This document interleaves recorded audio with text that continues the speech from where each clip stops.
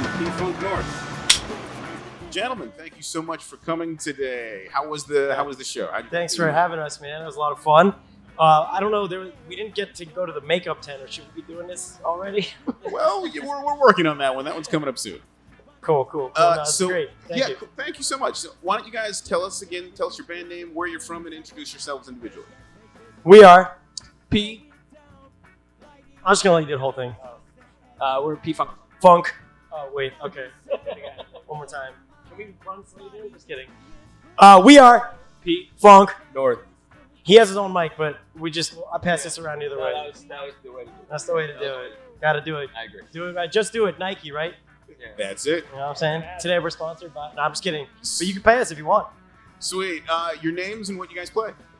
I'm Dave. I play bass and I sing. I'm Kevin. I play guitar and I sing a little bit. I'm Ryan. I play drums and I sing, and I also do all of our engineering and recording. Yeah, he's our producer man, engineer extraordinaire. Awesome. How did you guys get together? Carefully, very carefully. It was very strategic, meticulous. I like vocab. Vocab is good.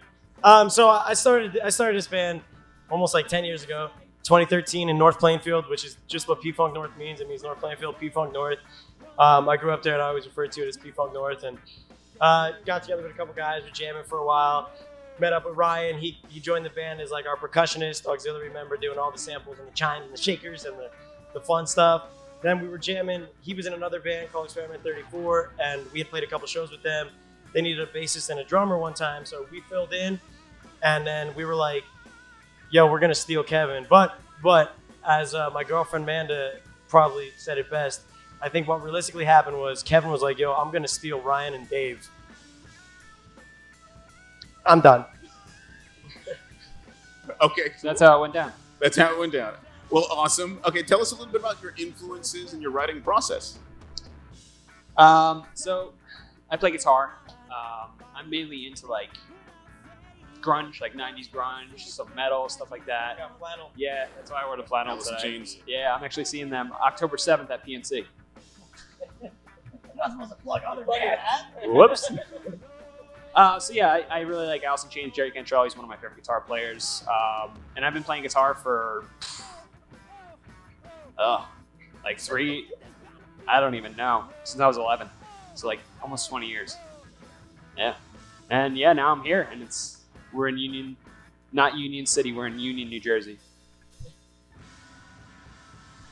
Ryan, I have yeah. do your thing.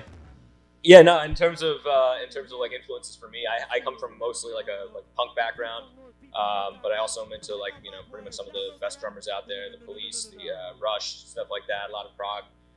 I used to play metal. I used to play prog. I used to play funk. I had done so many different stuff, ska. But reggae is just such a home. It's been just playing really chill stuff, playing the groove, as opposed to just kind of pushing as fast as we can when we play live, But so that's my influence. And Yeah, and I'm very lucky to have to be working with these guys. Best musicians I've ever worked with. I've worked with a lot of awesome musicians. They're all really great. I love you all. Much love. But these guys are on point like a protractor, and it means the world to me. It's global, you know what I mean? Universal. Like Universal Champion Roman Reigns! Yeah, he's still champion. It's been a long time. Anyway, so my influences, I listen to a lot of Tony Braxton, Gloria Estefan, Do tell. Dua Lipa. I'm totally obsessed with Sublime, Long Beach Dub All Stars, that whole thing, Pepper, Sunny Stupid. Also love Eve 6, huge Blind Melon fan. A lot of 90s, anything from the 90s. I love the 90s. Like that show on VH1, I love the 90s. And in terms of songwriting, we're collaborative a lot of the time, but a lot of time too, I'll just kind of write some stuff and then we'll get together, we'll jam it out, and kind of come up with some arrangements or different chord progressions, and I usually come up with the words. And have I been looking into the right camera this whole time? Yes, you have. Just making sure. Okay. And that's what I thought, but don't take my word for it. I love it. I love it. for the viewers at home, why don't you guys tell us what you love about playing live? This is Live Wires. So, what do you play? What do you guys love about playing live? Just the energy, man. It's just yeah. I mean, when you just get, when you have a good crowd and you just got so much energy getting thrown back at you, and just this back and forth kind of vibe to it. It's just fun, man. And there's really nothing else like it. It's a high that you can't really replace, and you just it's blast. So I agree. Baja Blast, Kevin. That's really all I got. Ryan said it all. So Same question. same question. Yeah. Okay, here's a left field question. What's the craziest thing you've ever seen at any of your shows? Oh, so I was on tour in Texas once, and no, it's not that story. And then it was our first show in Texas, and we played at the saloon, Jimmy D's saloon or something. I forget. So it was literally like the two doors, like the saloon doors. So all of a sudden, this guy, he's been like partying with us like all night, like he's been drinking and stuff like that. And all of a sudden, he just during the middle of our set, he comes on stage, like he jumps up, he like does like a lateral jump, and he's like hammered. I was like, what is this guy doing? So I'm like playing guitar, and then he does a backflip. I'm like, this guy's gonna break his head. He landed it perfectly, and he was hammered. That was probably the craziest thing I've ever seen, like at a show that I played. Like witness that, I was like, oh my god, are we gonna have to stop playing? Like if this guy gets hurt, like what do we do? Do we keep playing? It's Texas, so I think anything goes. So.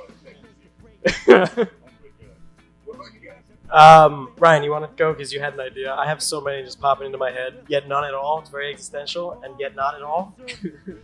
all right. So Oh yeah, you need the mic now. I do need the I mic. took your mic. Yeah, you took the mic. Okay. All right. Anyways, yeah. So for me, the craziest thing that happened at one of my shows, I was really lucky back when the Brighton Bar was open. I got to open up for the Interrupters over there, and it was really awesome shows. The Interrupters, Hub City Stompers, and Bad Cop, and then us. And it was so the whole show was great. Everything's going awesome, and so far so good. And Interrupters are like maybe midway towards the end of their set, and all of a sudden, like my eyes start like tearing, and I'm like, what the heck is going on? And then I look around and I notice a lot of other people's eyes are tearing. And then I look on stage and their eyes are tearing, and they literally stop mid-song. They're like, yo, like what the heck happened here? And everybody just evacuates into the streets. Some off-duty cop apparently got into a fight with somebody and decided that because he was apparently losing the fight that he started, he unloaded an entire can of pepper spray at this dude and his daughter inside the venue. And like literally inside, I mean, if you've ever been to the Brighton Bar, it's it's got size, but it's not that big. And so everybody literally went out into the street, and we ended up.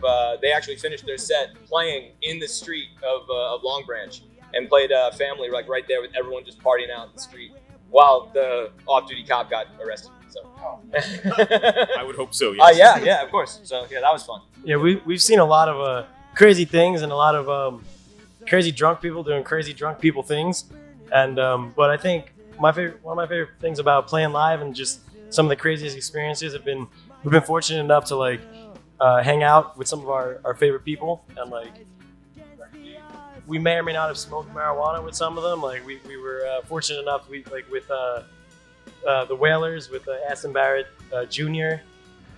We played with we took Patron shots with Craig Robinson one time. He came over, we were playing a show. Yeah, that's awesome. Tom Green too. We took Bushmills whiskey because it's Canadian. We took Bushmills whiskey shots, and Dante. We took tequila shots with Peter Dante. He was touring with our homies Tunnel Vision. That was a crazy story. I was working at a car dealership, and it was like 10 in the morning. They were touring, and they're coming over from Cali. It's a show in Jersey and Wildwood. I'm like 3 hours away. They're like, yo, you're our Jersey boys. We need you guys to like fill in and help. We're gonna be late. So I was like, yo, I gotta leave work early. Either fire me or I'm going. Either way. When did I they gotta call go. us about that? It was like 11 a.m. It was like 11, yeah. Like And 11 they're a.m. They're like, hey, you got to play in Wildwood. You gotta play tonight. at 6. Like at 6. And I was like, shit, I'm at work till 6. But so I dipped, and we just went down there, and Peter Dante was touring with them, and we took shots with him, and it was just crazy. So we've been fortunate to smoked with Swayze, smoked all these awesome people that were very like fortunate, and they inspired us, and it's just cool. It's just really cool. We're very happy and fortunate and thankful. Have I said fortunate, thankful enough? Yes. Fortunate and thankful. It's the truth, man. Awesome. Thank you guys so much for coming in. It's been a pleasure having you here. Once again, ladies and gentlemen, Thank you. P-Funk North. Woo! Thank Awesome. you. Much love. Big ups, Live Wires.